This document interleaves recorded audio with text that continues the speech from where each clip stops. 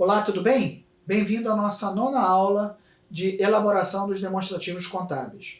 Hoje eu separei um tema muito tranquilo e importante que a gente deve debater, que é a elaboração dos demonstrativos nas pequenas e médias empresas.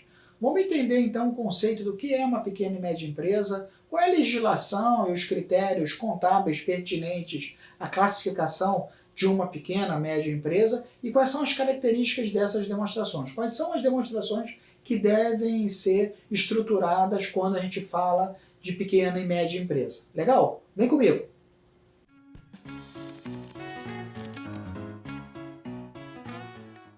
O que é uma pequena e média empresa? Vamos procurar na legislação, né? A legislação é o que define. O regime fiscal tributário nacional é o agente responsável por definir de acordo com a receita bruta. É lógico que a tributação está muito vinculada ao volume de capacidade de geração de riqueza que essa empresa tem, né? Os tributos de Vamos Resgatar, eles estão vinculados ali à capacidade, eles incidem sobre a renda, sobre o patrimônio e sobre as transações. Aqui a classificação, então, é sobre a capacidade de produzir riqueza. Se a gente for, estou compartilhando na tela aqui contigo, uma tabelinha que hoje ela funciona dessa forma, só que ela é dinâmica, né? De acordo com a legislação, com a percepção, com o crescimento ou o decréscimo do comportamento econômico do país, os números podem e devem sofrer alteração. Esses números sofrem alteração de acordo com a percepção legislativa e onde altera-se esses valores. Hoje, a gente tem aqui, vamos ler junto aqui, a microempresa, né, ela tem ali um faturamento inferior a R$360 mil de receita bruta anual. Toda vez que a receita chegar a 360, até 360, a gente considera ela como microempresa se ela tiver aquelas características destacadas na definição. Uma empresa de pequeno porte é superior a 360 mil, uma receita bruta superior, limitado até 4.800.000. Então, nesse nicho aí, classifica-se como empresa de pequeno porte, respeitando aquelas definições listadas para você. E o microempreendedor individual é igual ou inferior a 80 mil, 81 mil, respeitando ali aquelas características, né? A pessoa trabalha por conta própria, tem que ser legalizado, é regulado pelo o sistema tributário do Simples Nacional, um único empregado, não pode ter sócio. Essas são as características aí do microempreendedor individual. Legal? E aí você vai me perguntar, tá, eu já entendi isso muito bem, mas quando é que a gente produz as demonstrações, ou não preciso produzir as demonstrações? Como é que funciona isso? Você vai me perguntar. Então a gente precisa definir o que é uma pequena e média empresa.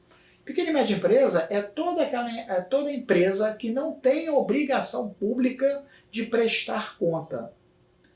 Lógico que ela tem as suas transações correntes. Lógico que essas transações elas são tabuladas, catalogadas, ou no Excel, ou num sistema integrado, se assim a empresa, o gestor, o contador assim o definir, né? Existem vários sistemas integrados, 0800, disponíveis no mercado. Ele pode estar se apropriando de algum desses e controlando ali suas informações contábeis dessa forma.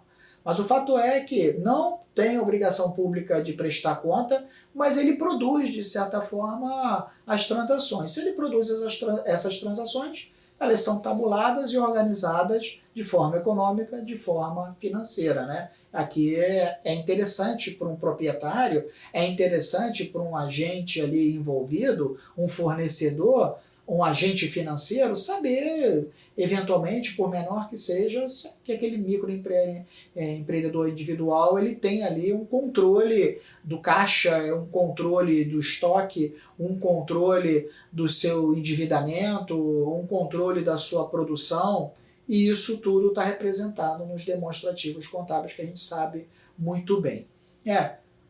Partindo desse pressuposto, né, que nem todas são obrigatórias, quem é que é obrigatório, quem é que não é obrigatório, se ela não tem o vínculo da prestação pública? Vamos entender aqui, então, um conceito de que o conjunto de composto por sociedades fechadas e sociedades que não estejam requeridas a fazer a prestação pública, a gente classifica elas como pequena e média empresa. Isso é o que está na legislação.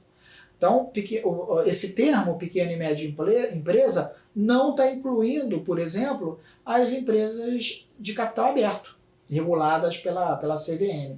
Não está incluído aquelas sociedades de grande porte lá, aquele faturamento regulado lá pela 11.638 lá de 97. Não considera aquelas sociedades por médias que sejam, que são reguladas pelo Banco Central, pela SUSEP, que é a Superintendência, né, de Seguros Nacional, ou qualquer outra entidade vinculada ao sistema financeiro nacional. Então, essas são as exceções que não são classificadas como pequena e média empresa. Vamos, então, resgatar aqui um pouco qual é o objetivo de uma demonstração financeira, né, numa pequena e média empresa. Se eu falei para vocês que nem todas são obrigatórias publicar, mas são importantes que elas publiquem os seus demonstrativos, qual é o objetivo de se publicar? Porque você pode dizer assim, então ela vai ficar ali escondida atrás da legislação e só vai produzir de acordo com a conveniência dela, pode até, se pegar aí um contador não correto, manipular os resultados. O objetivo, então, das demonstrações financeiras nada mais é do que fornecer a informação sobre o comportamento econômico e financeiro daquela estrutura. Ora, como é que eu controlo o meu caixa, como é que eu controlo o meu estoque, como é que eu controlo a minha produção, como é que eu controlo o meu endividamento, como é que eu controlo o recurso que eu tenho de financiamento junto a terceiros ou aquele recurso que eu coloquei, se ele está voltando para mim dentro da minha expectativa estabelecida? Através dos demonstrativos contábeis. No mínimo, o balanço patrimonial, a demonstração de resultado do exercício e o fluxo de caixa. É obrigatório? Não, não é obrigatório. É interessante você considerar? Sim, é interessante você considerar. E isso não está dito por mim, isso está dito pela legislação. Existe a NBCT-TG 1000, né, Norma Brasileira Contábil Técnica Geral 1000, ela já está na sua primeira revisão, né? O R1 é da primeira revisão, que ela dita ali, ela estabelece o que caracteriza as empresas pequenas e médias no nosso país. Então, como que é feita a contabilização dessas empresas? A NBTG 1000, ela define-se de uma forma muito clara. Ela visa, então, facilitar a formulação de uma forma lógica, consistente, das diretrizes estabelecidas para montar um balanço patrimonial, das diretrizes estabelecidas para montar uma demonstração de resultado do exercício. Todas as pequenas e médias empresas têm a obrigação pública de prestação de conta? A gente já viu que não, né? Mas, se você tem um endividamento estratégico ali, necessário, é importante você ter um controle dessas informações. Então, comportamento patrimonial, ativo em condição de empréstimo fiduciário, alienado, a maioria dos bancos, os bancos eles vão emprestar recurso para a empresa para comprar ali o seu maquinário produtivo, mas vão querer criar ali um contrato de leasing ou fazer uma alienação fiduciária nessa transação de forma a se salvaguardar, a se resguardar e minimizar o risco da transação. Se você, então, tem um elemento em condição fiduciária, se você tem relacionamento com o mercado, se você tem qualquer tipo de endividamento, é de boa prática você produzir, no mínimo, o seu balanço patrimonial e a sua demonstração de resultado do exercício. É isso que é fundamental. O que você tem que ter de controle, né? Você tem que ter controle das informações qualitativas existentes no seu dia a dia, nas suas transações de empresa, mesmo que ela seja pequena, como a gente está tratando aqui o objeto. Então, o registro, o controle das informações produzidas tem que ser compreensível, tem que ser relevante, tem que ser material, tem que ter confiança, confiabilidade, tem que ter a primazia da essência sobre a forma. Observe então, pensa. Douglas, você está falando da NBCT lá 00, né? Você está abordando o CPC 00 aqui com relação às características das informações contábeis qualitativas? E eu vou te responder sim. Sim. Nós estamos tratando aqui quando a gente fala compreensível, primazia da essência sobre a forma, equilíbrio entre o custo e o benefício, né? Só ter o gasto se eu tiver o benefício econômico futuro. Nós estamos falando aqui da estruturação, sim, do balanço patrimonial, nós estamos falando, sim, da estruturação da demonstração de resultado conforme estabelecido por uma grande empresa.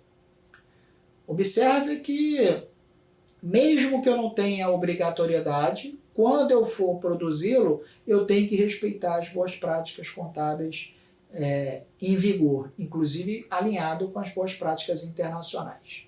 Legal? E o que deve constar nessas demonstrações? Tudo que for necessário para informar, registrar as informações específicas daquela empresa. Então, no balanço patrimonial, a estrutura é a mesma. Caixa equivalente de caixa, ativos não circulantes, passivos circulantes, passivos não circulantes, patrimônio líquido, constituição de reserva, se assim os cotistas definirem, né, os acionistas assim definirem, se ela for ali uma empresa média, né? Enfim, todo o comportamento que é tratado numa grande empresa, obrigatoriamente tem que ser toda a estruturação dos demonstrativos, melhor dizendo, tratado numa grande empresa deve ser da mesma forma tratado numa pequena e média empresa.